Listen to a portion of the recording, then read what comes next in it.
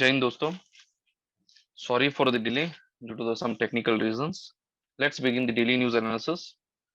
In the first editorial article, there is the article called Twin Troubles. Here, the article points out the increase in the inflation and what are the causes for the increase in inflation, and also put forth some of the data of index of industrial production, consumer price index, and henceforth, and few other points. So we will go in detail so that it will be helpful for MCQs as well as in uh, we'll understand why the prices of the like crude oil as well as any other food commodities has been increasing.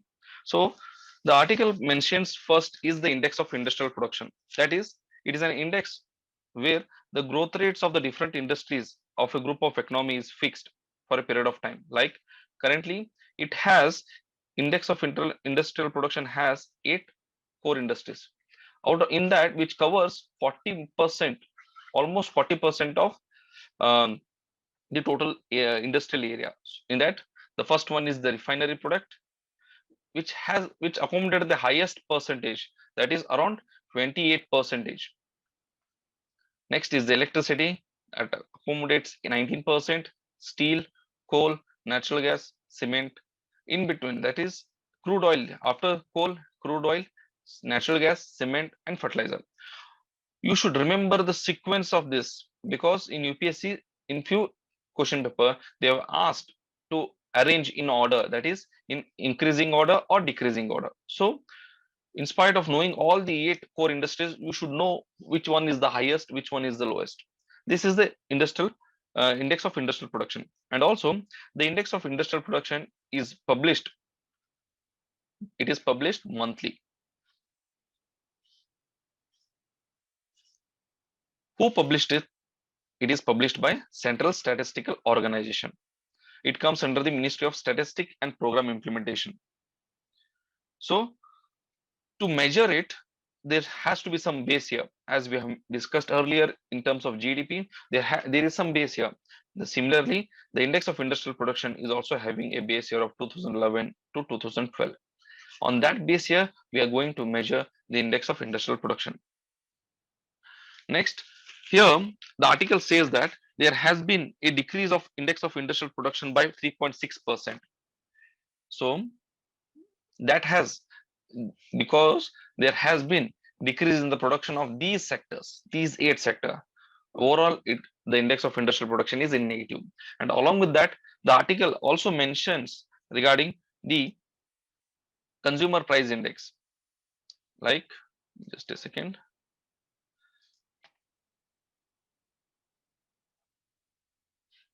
CPI, consumer price index. Here, the consumer price index number has been increasing. Like for food, it is increasing, and also the fuel cost has been increasing.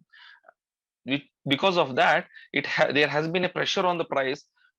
Along with that, the pulses and edible oils are also increasing. Here, giving an example of particular, that pulses rate has been increased to 13.3% from 12.5% in February. Also, you will be knowing that the edible oil, that is the cooking oil, rate has been jumped almost. It will be around 80 rupees for a packet of 1 liter. Now it is currently 130 rupees. You will be experiencing daily these such kind of inflation. That is known as inflation. Next, we'll try to understand what is CPI. Here, the CPI is nothing but it is a change in the price of the basket of consumer and services purchased by the household. Here, it is published by Department of Labor. It comes under Central Statistical Organization. Also, there are different CPI. It is for industrial worker, for agricultural labor, and for rural labor.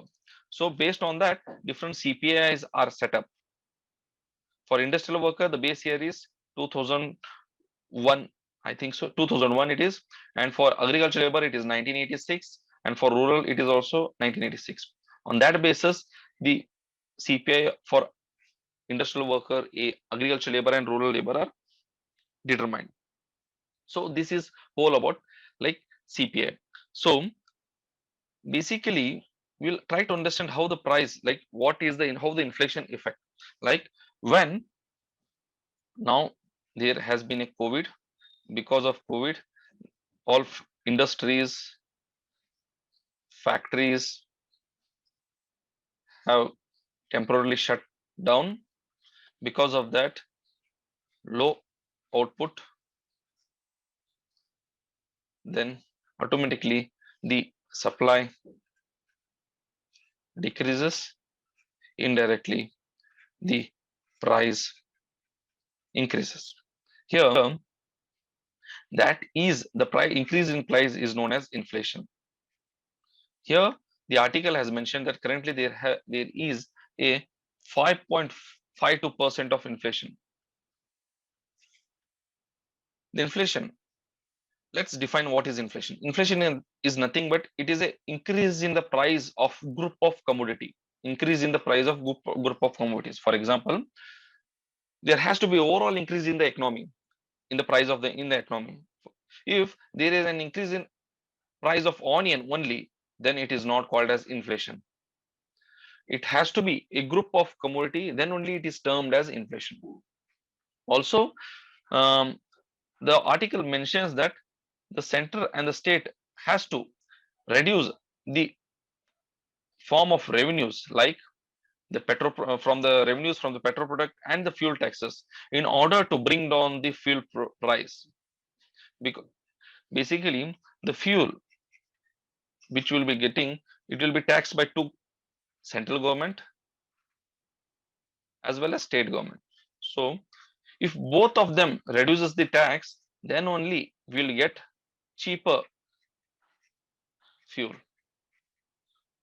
So the also, because of increasing the price of the fuel, that is petrol and diesel, there has been increase. So if there is an increase in the price of fuel, there is an increase in the cost of transportation.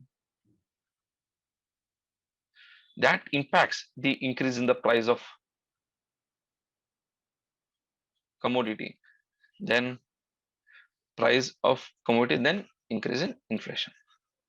So I have shown you multiple flowchart how the economy of the any country is related to one another. From here, if any one sector is impacted, then it will be having a repercussion on other sector also. Then finally, there will be a boom or depression or recession in the economy. So this is the overall thing you can get from this article. Next article is regarding the relation with the India and China. Here, the article says regarding how the relationship of India and China has been, just a second, how the relationship of India and China has been changing from 1967 to 2021. Here the article says that recently there has been two informal summit, that is Wuhan and Mamallapuram. Mamallapuram is a place in Tamil Nadu. It is a capital city of Pallavas. Some historical fact, Pallavas. It is one of the old, and also the Dravidian style of temple construction or style of temple began from Mamallapuram only.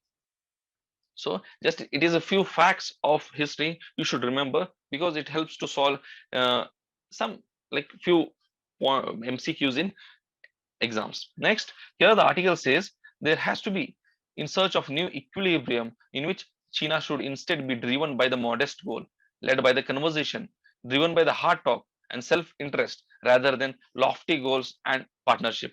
Just for the sake of media, public pressure and global pressure, both countries should not hold a talk in urgency or in hefty. So it has to have a firm goal, what it has impacts in future, how the both countries should approach each other so that it will be helpful for both the nation directly or indirectly. Next, at the core, the article says the more realistic state of relation will be managing three issues. First, the boundary issue, that is the controversy regarding McMahon line of actual control, and Arunachal Pradesh. There has been few issues of boundary issues with China. Next, the trade. As you have recently seen that there has been anti Chinese goods sentiment rolling out in the society. Also, the next, increasing impact of third party. How the relation of India and USA is impacting or hampering the relation with the China. Next, the multilateral engagement. These are some of the few important things which both the countries have to address. First one, the boundary issue. Next one is the trade. Third one is the third party. What has to be the role of third party in terms of China and Pakistan? Here, India and USA. Next, the Chinese speaker. Now, recently, the Chinese speaker unsurprisingly offered no clarity on what prompted the People's Liberation Army mass mobilization along the LOC. As you have seen, all like recent issues in Galwan Valley and also in Doklam issue, there has been no clear issue what has provoked the Chinese towards these border disputes. Along with that, what the crisis did make clear is that no appetite in China at the moment for a final settlement of the boundary.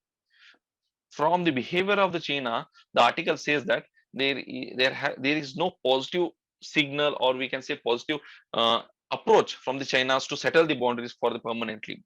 If China has made it clear, there is a little likelihood of clarity of LAC, a process that has been stalled 19 years from 19 years, and also the clarify the most sensitive spots and arrive at an understanding such as coordinating patrolling. Here, the article, the author suggests few measures like coordinating patrolling, like both the armies can patrol the borders, or alternatively they can patrol it so that the harmony and peace will be maintained at the border. Next, here the author says that what is needed is the clear-headed all of government, that is clear-headed approach that decides where both sides can cooperate. Like infrastructure that has no security implication is an obvious area. So the infrastructure improvement in the border areas has to be promoted when it is not in terms of security need. And also, uh, it says that when Delhi may find it needs to treat trend with caution, such as the rollout of 5G. On 5G too, the problem is often reductively framed as a China one, when what is needed is a policy framed out, is not aimed at merely one country, but protects the India's interest without handling over the key to the kingdom of any. Like here, the paragraph says that how the India has to approach its policies, how it has to be framed so that it has to be independent in terms of its decision making as well as its implication of the policies. Finally, the both side need to have a clear conversation on how the third party and external engagement has to play the role in the relation. Like the China is viewing the relation of India through its prism of its relation with the USA. When now currently there has been there was a trade war between China and US. When US and India were having a good relation, then China treats India on as same as that of ASM. So China treat India as its enemy, same as that of China.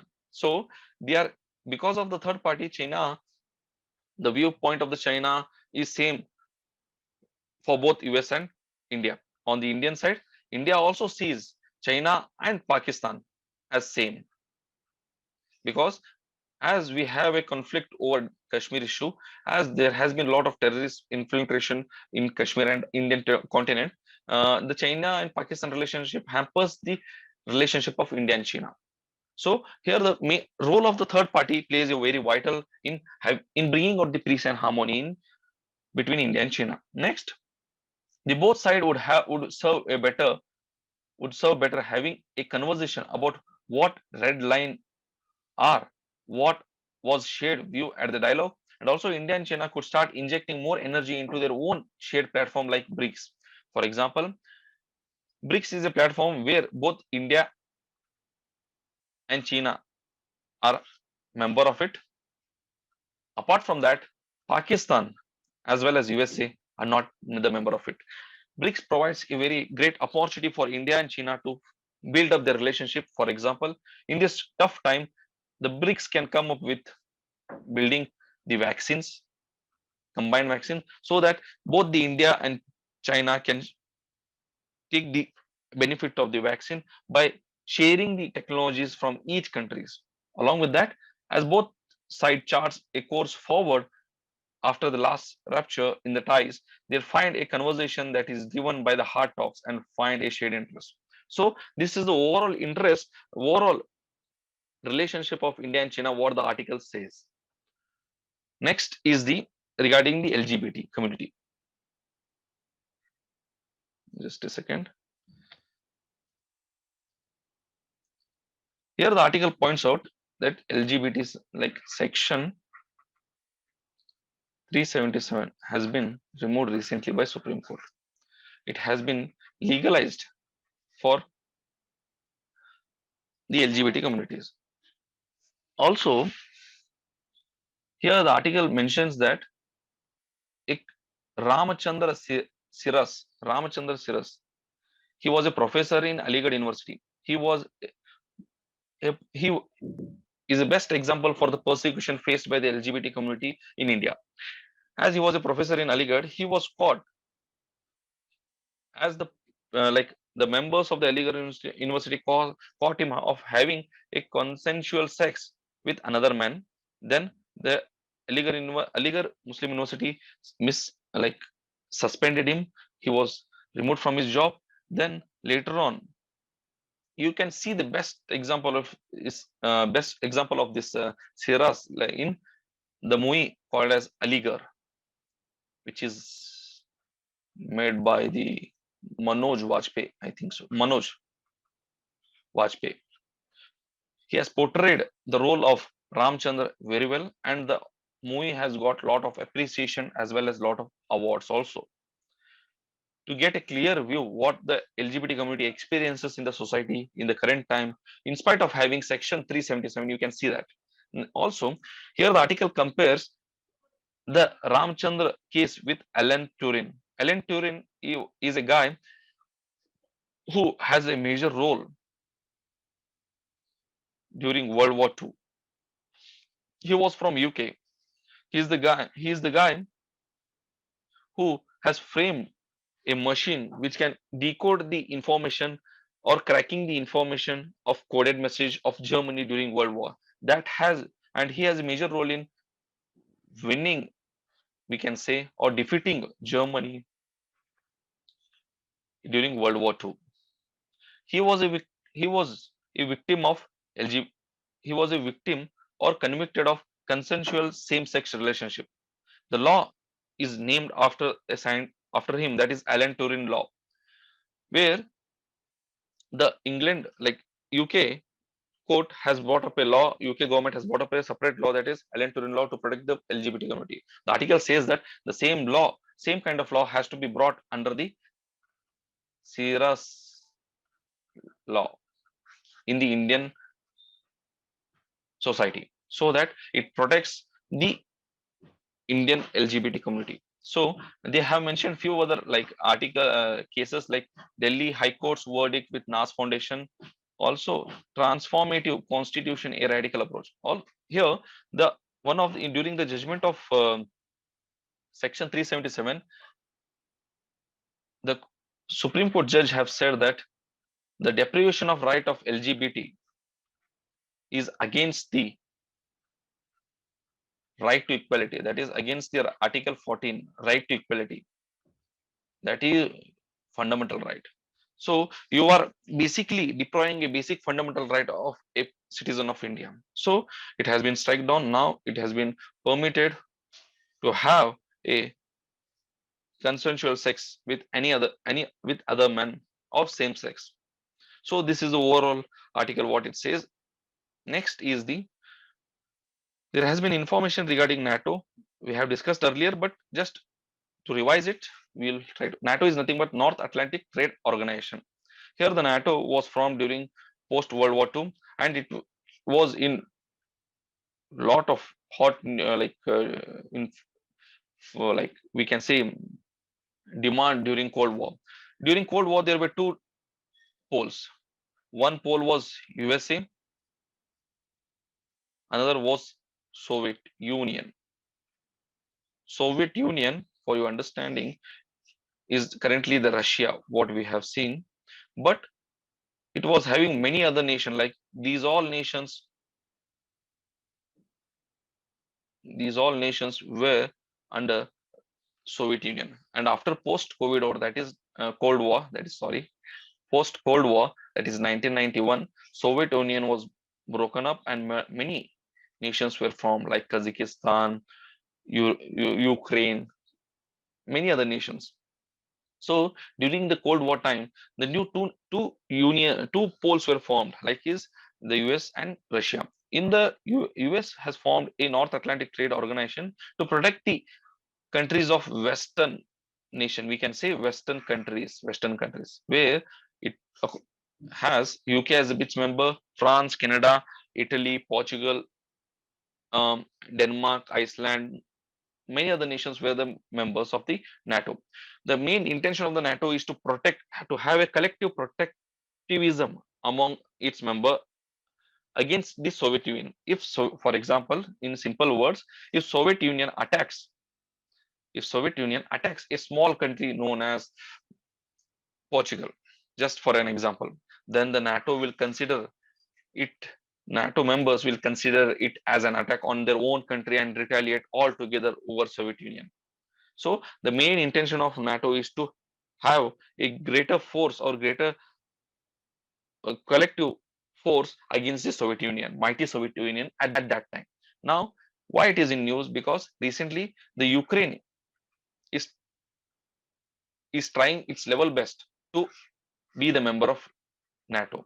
Why? Because recently or last in 2017 or 16, Russia has acquired a part of territory of Ukraine, that is Crimea. Because of that, Ukraine is trying to have its membership in NATO. Next is the regarding S-400 missile. S-400 missile, it is basically from Russia. Recently, India has taken it from Russia. It is surface to air missile with its range of 400 kilometer. It is same as that of THAAD of USA. It is known as Terminal High Altitude Area Defense System. Just Russia, it is same as that of THAAD. It is known as one of the like game changer in the during the war. And also the system, this S-400 system can engage all types of aerial attacks. The aerial attacks can be the aircraft, unmanned aerial vehicles, that we can say that drones and all. Next, ballistic and cruise missile. Ballistic and cruise missile. Just for your information, the cruise missile is movement of cruise missile will be like this. Like this is Earth, this is cruise missile. You have, for example, for your clarity, BrahMos is a cruise missile. Next, ballistic missile will be like this. Agni is the ballistic missile. Agni 5 is the ballistic missile. Just for your information. Next, you may be thinking why the India will be spending so much of money for these such kind of weapons.